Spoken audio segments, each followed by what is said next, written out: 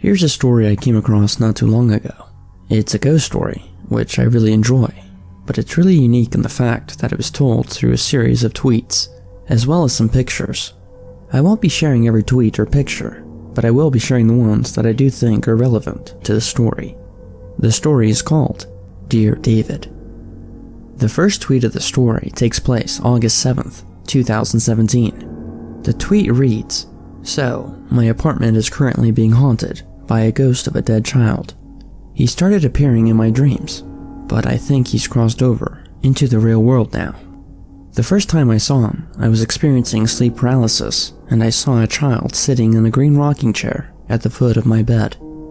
He had a huge misshapen head that was dented on one side. I did my best to draw it. This was the picture that he drew." The tweets continue. "For a while he just stared at me, but then he got out of the chair and started shambling towards the bed. I couldn't move because I was paralyzed. I have sleep paralysis fairly often. It sucks. Right before he reached my bed, I woke up screaming. I had another dream a few nights later where I was in a library and a girl came up to me and said, 'You've seen Dear David, haven't you?' I was like, 'Who?' And she said, 'Dear David, you saw him.' She continued, 'He's dead. He only appears at midnight, and you can ask him 2 questions if you said, Dear David first.' Then she added, 'But never try to ask him a 3rd question, or he'll kill you.' I was very shaken. Having 2 dreams about the same thing is pretty weird. Anyway, a couple weeks passed without incident. Then David came back in another dream. Same situation. I was in bed, and he was sitting in the rocking chair near the window, staring at me. In the dream, I say, 'Dear David, how did you die?' He mumbles, 'An accident in the store.' I say, 'Dear David, what happened in the store?' He groans, 'A shelf was pushed on my head.' I'm frozen with fear. I ask, 'Who pushed the shelf?' David doesn't answer. I realize that I've asked a 3rd question, which I'm not supposed to do. At that point, I wake up, absolutely terrified. The next couple of days, I Google deaths in the city, but I can't find anything about a kid named David dying in a store. I even tried different names, Daniel, Dylan, Devin, nothing. A few weeks go by without incident. Sort of randomly, the apartment above mine is vacated, and I have the opportunity to move into it. It's a larger apartment, so I'm thrilled. Another month or 2 goes by, and I sort of forget about Dear David. I think he lost track of me because I moved upstairs. But lately, something strange is happening. For the past 4 nights, my cats gather at the front door at exactly midnight and just stare at it, almost like something is on the other side. Last night, I got a weird feeling and I looked out the peephole, and I'm dead certain I saw movement on the other side. When I opened the door and turned on the hall light, nothing was there, but my cat seemed unnerved, bushy tails, etc. And that's where I am right now. Dear David found me, I think. I don't know what to do. I'll keep you updated. Update. For the 6th night in a row, my cat has walked over to the door promptly at midnight and stared at it. What is going on? Okay, so I took a photo through the peephole because I'm too scared to open the door.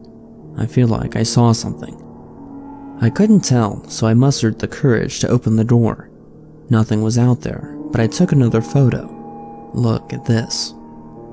Is it just me, or is there something in the first photo, right where the banister meets the shelves, hiding on the stairs?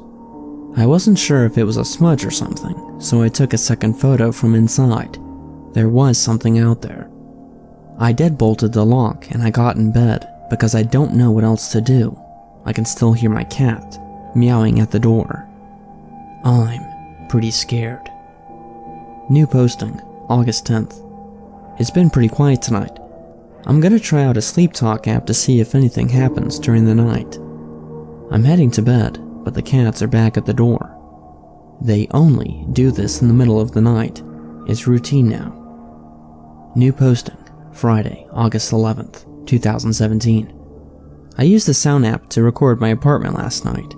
It makes individual recordings each time it hears something. There were 33 recordings. Most of them are pretty vague. A couple of them are passing cars and the like, but there are 3 that I am interested in. The first is a snapping sound, and what seems like a single step. It's odd because I didn't get out of bed all night. This one is weird because out of 33 recordings, this is the only one that has a strange electric sound throughout. This directly follows the electric static, another snap, then I groan in my sleep. These happened between 2 and 3 a.m. I have no explanation for them.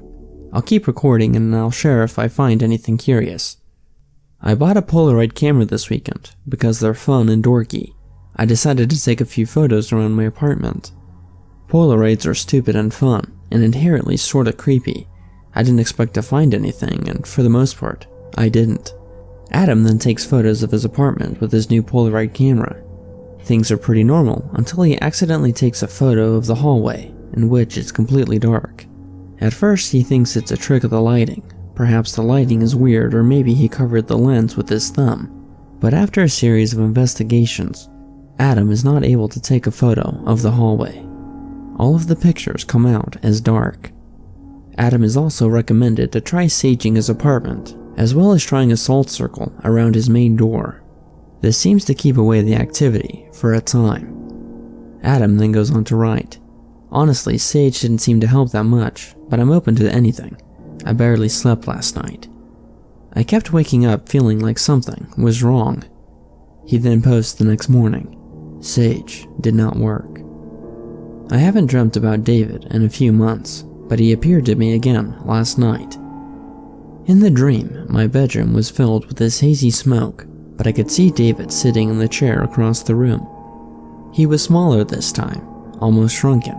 He didn't do or say anything, except look at me. Anyway, it feels like a bad omen.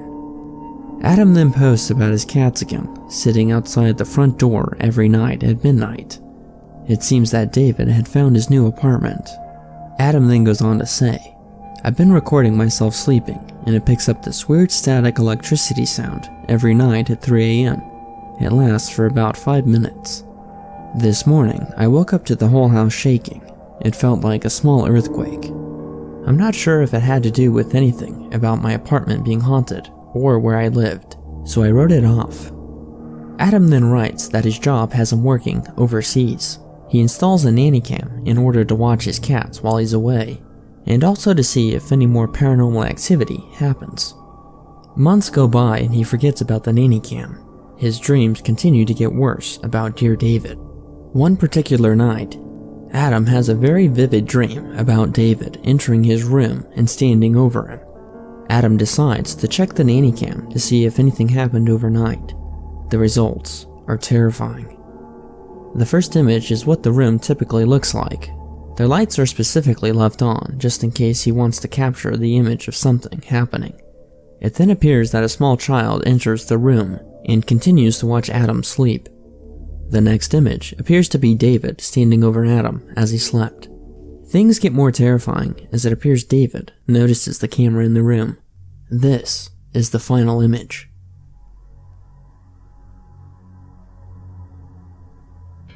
Story number 2.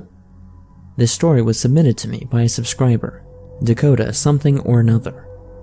I am a middle-aged lady, but I want to share a scary incident that happened to me when I was 5 years old, and I remember it clearly to this day. My parent and my 10-year-old brother and I lived with my grandfather in the house in Salt Lake City, in the vicinity of Judge Memorial Catholic High School. On the main level were 2 bedrooms and a bathroom, which were the living quarters for my grandfather and brother. The basement was what some refer to as the mother-in-law's quarters. It was 2 bedrooms, 1 bathroom, and a small kitchen and laundry area. That was where I slept with my parents. There was a door that could close off the upstairs kitchen from the stairway that led downstairs to a small open laundry room before entering the living room. There was no door separating the laundry room from the living room, but I do remember that the laundry room was very utilitarian with a tile floor. My parents and I spent the majority of our time upstairs. except for bedtime, when we would go to our bedrooms in the basement. One day, one of my mother's first cousins from California came to Salt Lake to visit family, bringing her daughter Kim along, who was my same age. We were the last of the family that she was visiting with, before heading back to California. She spent 3 nights with us. I was really excited to have a girl my same age visiting.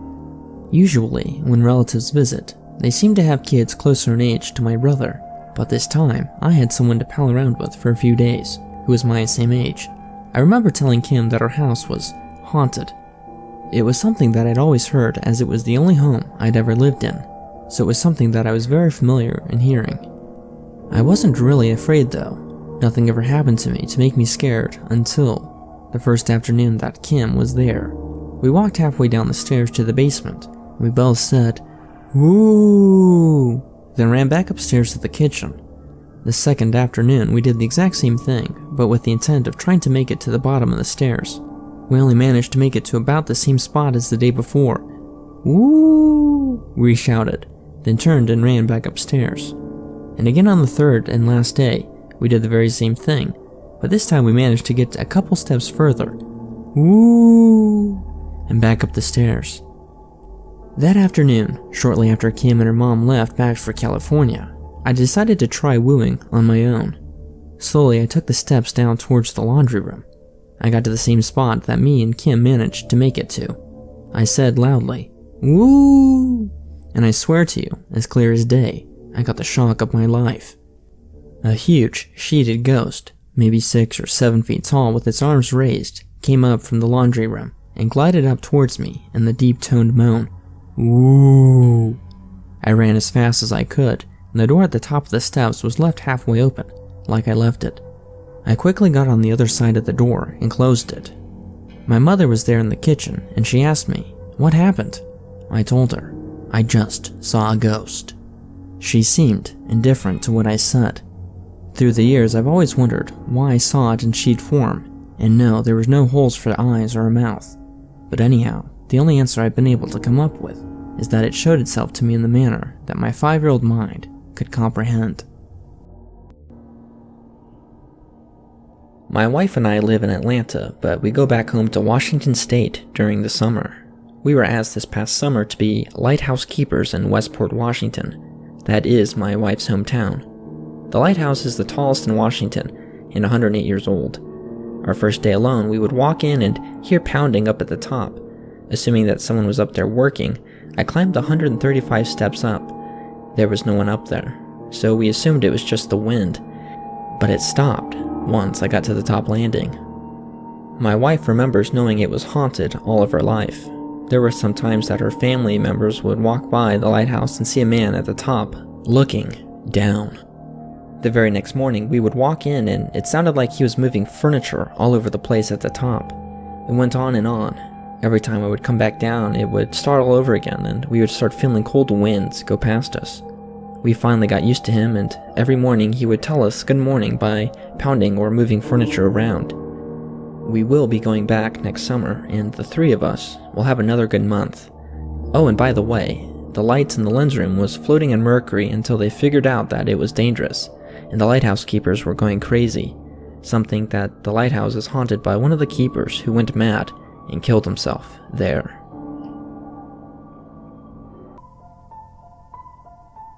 As some of you may know, England is very rich with history, a very bloody history, that is. Needless to say, England is not a stranger to ghost stories. Having grown up here, I have a couple, but for the sake of time, I'll only share one.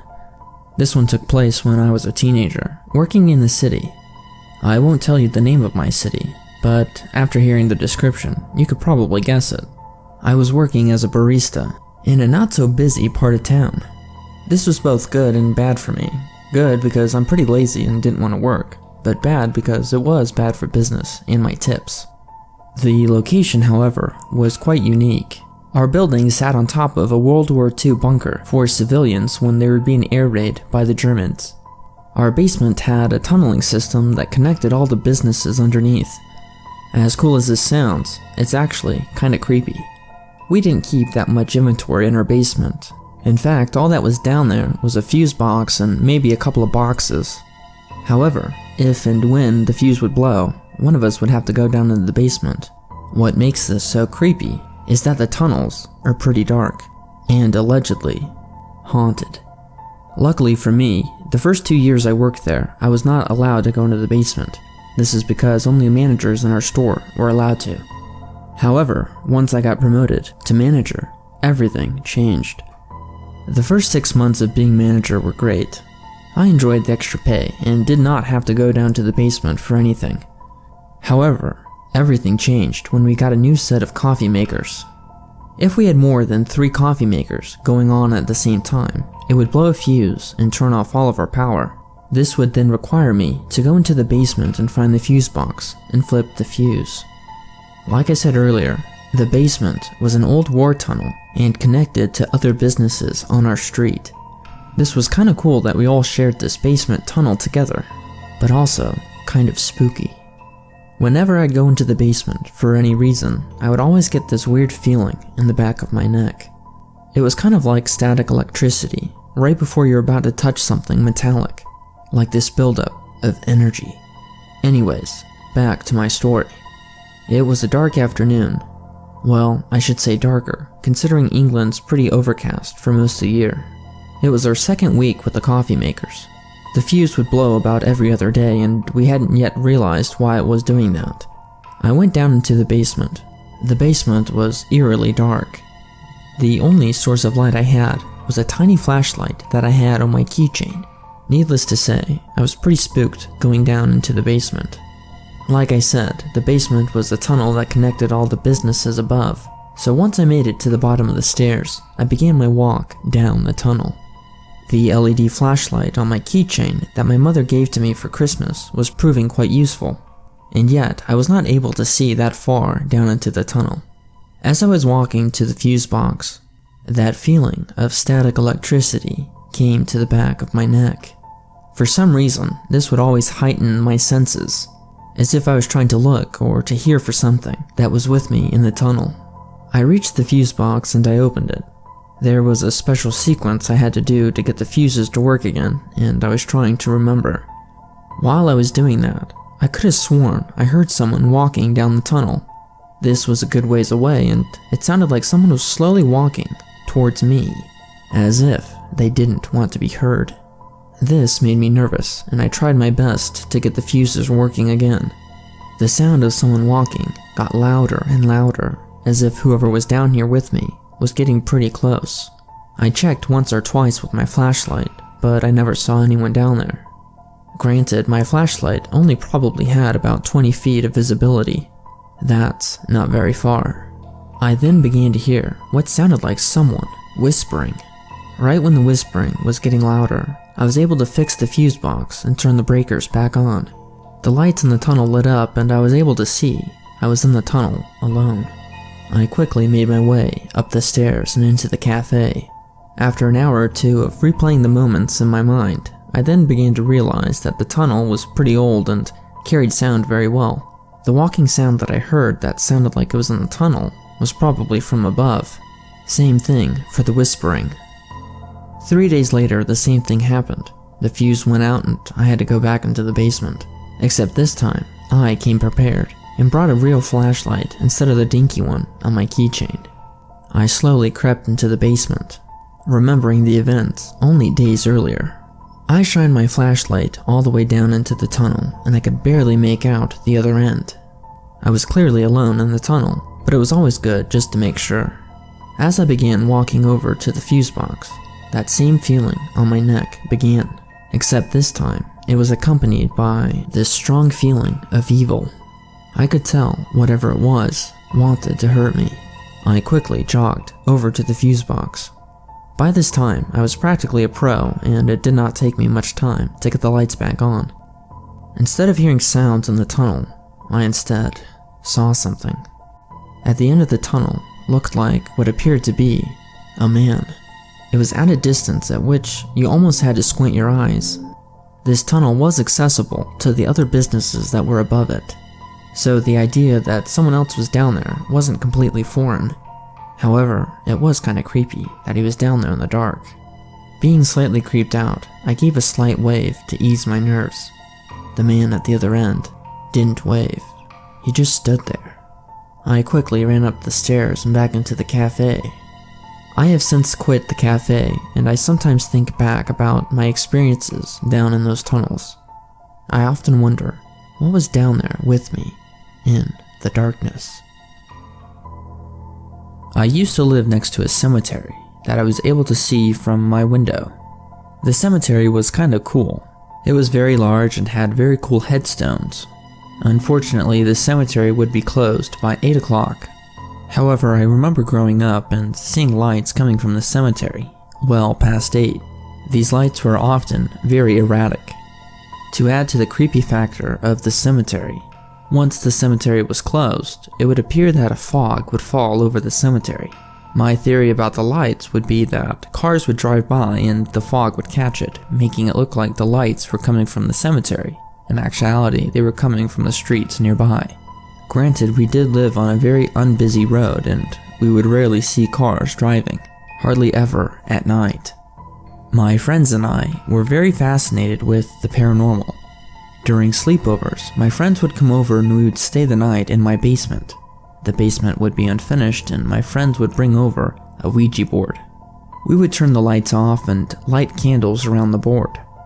We would sometimes get responses from spirits, but these weren't exactly breakthrough responses.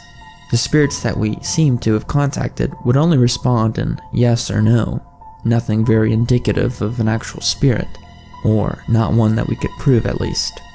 My one friend then came up with the brilliant idea to take the Ouija board session out into the cemetery.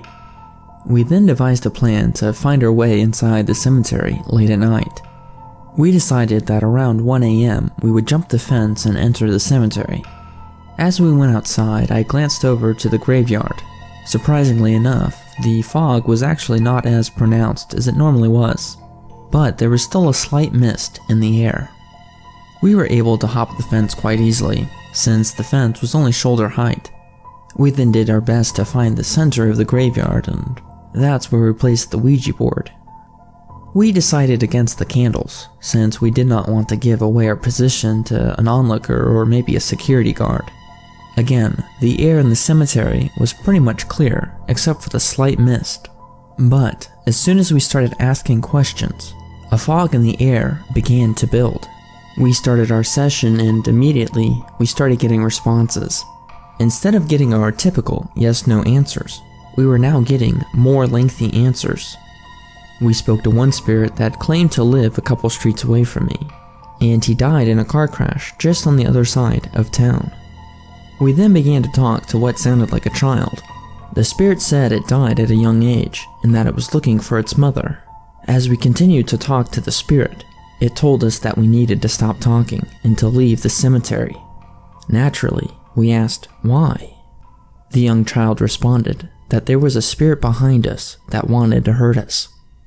We were quite spooked by this, and we decided that it was time for us to pack up. As we packed up, we were able to look around the graveyard. We began to see shadows peering out from behind tombstones. As we were making our way over the fence, my friends swore that they could hear their names being called from inside the cemetery. We all quickly hopped the fence and made it over to my house. We decided that we had too much excitement for one night and that we decided to go to bed. We went into my room and got ready for the evening. As we were getting ready, I peered out into the cemetery. Instead of seeing the random lights from the cemetery, I began to see shadows. They were peering over the wall. Ever since that night, instead of seeing the lights, the shadows would appear. Some inside the cemetery, others would be seen in my yard, as if they were coming closer. I think that my friends and I made a mistake by giving attention to the spirits and acknowledging their presence. By doing so, this gave them abilities to form into our world and they were able to feed off of my energy. My one friend that was with us that night claimed that she would receive phone calls, but no one would be on the other end.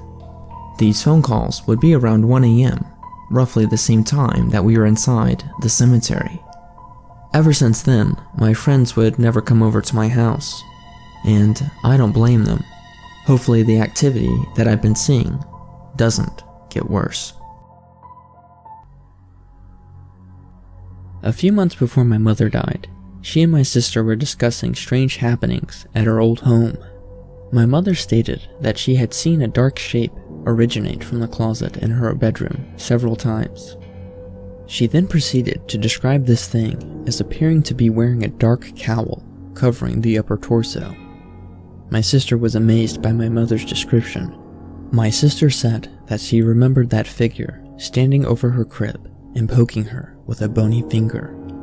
They called me and asked if I had any sightings in the house, and I told them of the shadow being that was constantly standing at the foot of my bed. I was so afraid of the night that I would cover my head with my covers, making a makeshift blindfold. I remember some nights I would get courage and try to look out from under my blindfold. And of course, the lady was still standing there, watching me sleep. My brother also told us of a little man that would come out of his closet just about every night and stay in his room. His shadow figure was more viewable. My brother was even allowed to describe the fine details of this shadow figure's hat. All of this will admit to the fact that going up to our rooms, a sense of anxiety would start at the base of your feet as you started up the steps. You would get a false sense of relief having been able to check out your room in the light prior to any of the shadow figures having entered during the night. Believe it or not, after all these years, it still makes my skin crawl just thinking about it. I was around 4 or 5 years old. I have a great memory. It's kinda creepy to some because I have a photographic memory. Anyways, the house I lived in, my brother and I swore to be haunted. The basement was the worst. Picture this. You walk down a set of stairs. You look to your right and it's a rumpus room. Ahead of you is a doorway to the laundry room, and to the left is a hallway. At the end of the hall are 2 rooms, one on your left and one on your right. My older brother stayed on the room on the left. His friends would never sleep over because of a shadowy figure in his closet, always staring at them. The room on the right is where my uncle stayed. Now this is where it gets pretty weird. My older brother was babysitting my twin brother and I, and we all played hide and seek. My twin and I went hiding, while my older brother was seeking. I ran into my uncle's room on the right, and into his closet. I sat down on the floor, and I felt a hand on my shoulder. At that time, I thought it was my twin brother. I remember asking him, "Hiding in here too?" To which there was no reply. 5 minutes passed and I felt cold. I left the closet thinking that my brother was gonna follow me. I went upstairs to the living room and saw both my brothers sitting there on the couch, asking where I had hid. They couldn't believe where I told them because they think that the basement is generally creepy. Fast forward a few nights. My older brother was babysitting again, only my twin brother went grocery shopping with my mother and uncle around 7 p.m. We were roughhousing and wrestling in his room. We acted like we wrestled outside the ring and into my uncle's room, which we considered a backstage. Mid-wrestle, the closet door swung open on its own like a blast of wind. My brother and I stopped wrestling and stared in awe. A tall, dark shadow man walks out of the closet. My brother books it out of the room, leaving me behind. The shadow figure walks up to me and stops right in front of me. I proceed to run out of the room and down the hallway, up the stairs, and then by my uncle, mother, and my twin.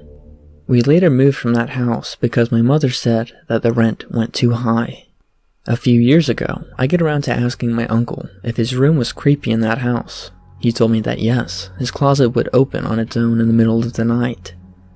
He told me that a shadow man would sometimes walk out of his closet and would sometimes stand at the foot of his bed. Now he also told me that this shadow figure wasn't evil and that he had a comforting presence, so he didn't complain very much. The shadow figure only came around once every few weeks. My uncle then told me about the house's grim history and told me the real reason we moved. My uncle's closet had a cubbyhole which led underneath the house, and conjoined my brother and uncle's closet together, which made one long closet. A man was murdered in that house in the 70s, and his body was found in the cubbyhole. My mother found out and freaked out, causing us to move, blaming it on the high rent. This story is called The Basement Door. It was told to me by my friend's stepdad, who was quite adamant that it was indeed true, but I'll let you be the judge. The story took place in the early 90s. My friend's stepdad, we'll call Rodney, had a brother that lived across town. One day, Rodney got a call from his brother. His brother wanted to know if he wouldn't mind house-sitting for a couple of days, as well as feeding his cats. Rodney's brother had a pretty sweet house, and it was closer to work for Rodney, so naturally, Rodney took the deal.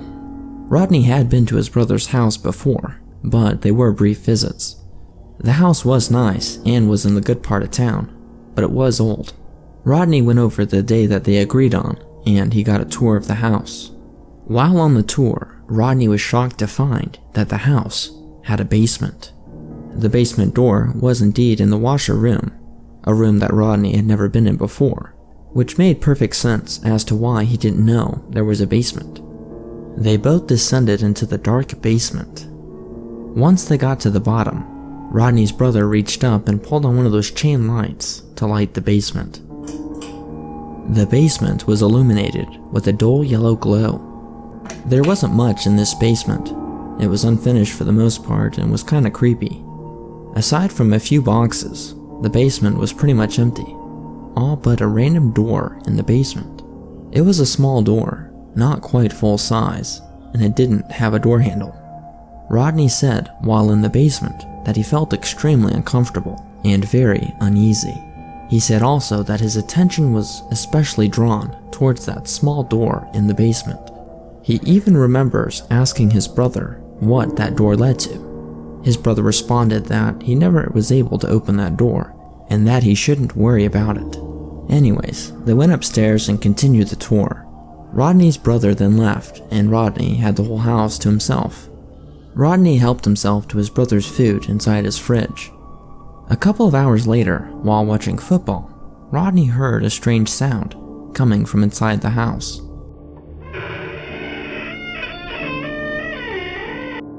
What the hell was that? He thought to himself.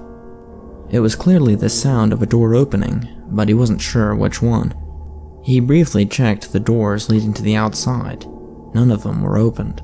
Rodney then checked the doors inside the house. Rodney finally found the door that made that sound and was terrified.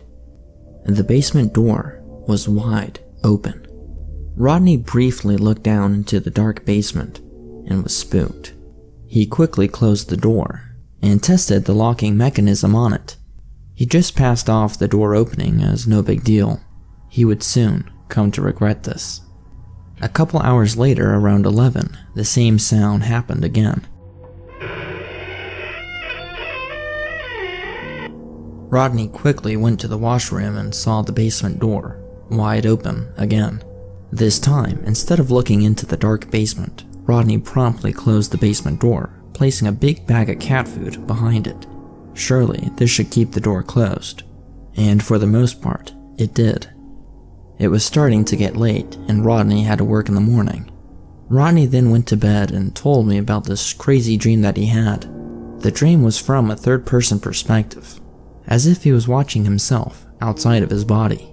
During the dream, a woman came crawling into the room, dressed in all black, her hair covering her face.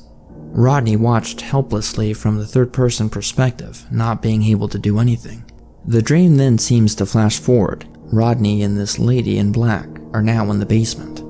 The woman doesn't say anything during the dream, but Rodney knows that she wants him to open the door in the basement.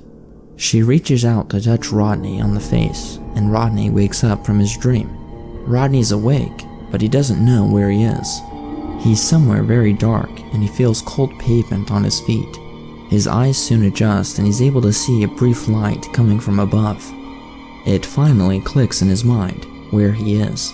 Rodney is in the basement.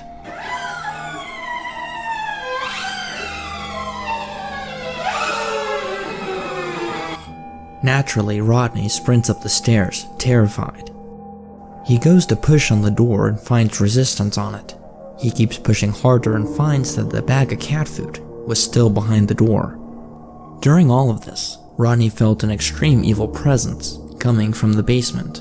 Rodney finally makes his way out of the basement, closing the door behind him. After a couple of minutes of pure terror, Rodney is finally able to calm down.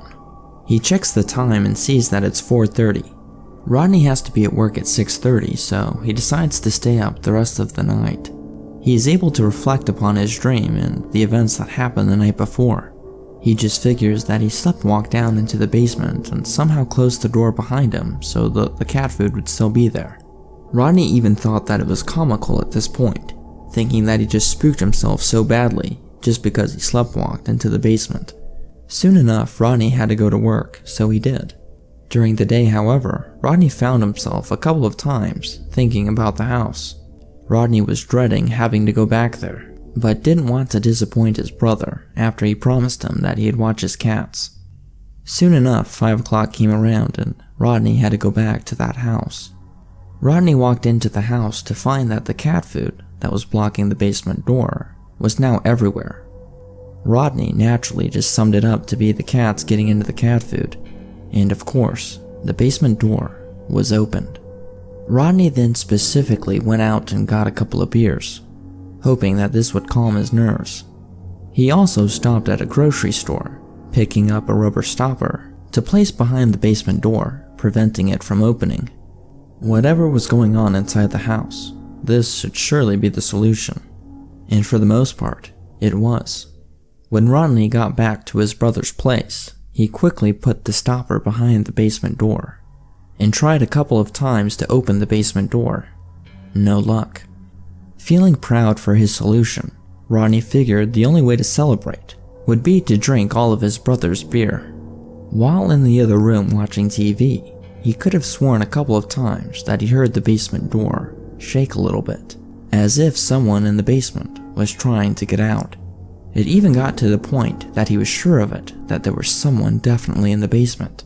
But of course, when he checked, there was no one there. It was 11:30, and Rodney debated on whether to stay or not.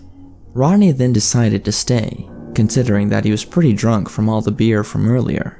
He got ready for bed and fell asleep. While he was sleeping, he had another terrifying dream. He dreamed that someone had thrown him into a well and that he was drowning. The dream then flashed forwards, and he's back in the basement. He is able to see the woman in black much better. Her body is bloated, and her hair and body are wet. She is pointing to the small door in the basement. Rodney then wakes up from his dream, and again, he's confused as to where he is, but quickly realizes that he's back in the basement.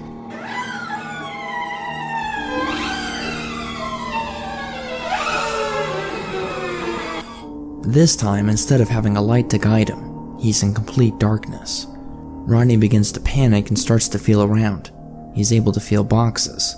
He knows that the box is on the far side of the basement, meaning that he's pretty deep in. Rodney then feels the chain from the light above on his head.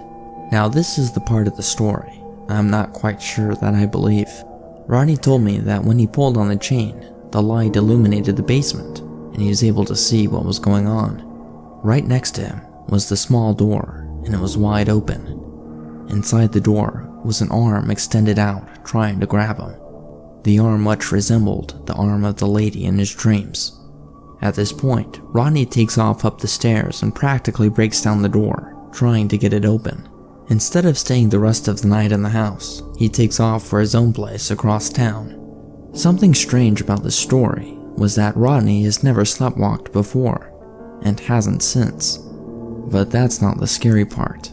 When Rodney's brother comes back into town, they meet up together and discuss what had happened. Rodney shares with us that his brother had been experiencing the same thing that he had. Rodney asked his brother what was in that small room that was behind the small door. The answer is quite chilling. The small room had a well that one of the previous tenants had fell into and died. The person that fell in was a young woman.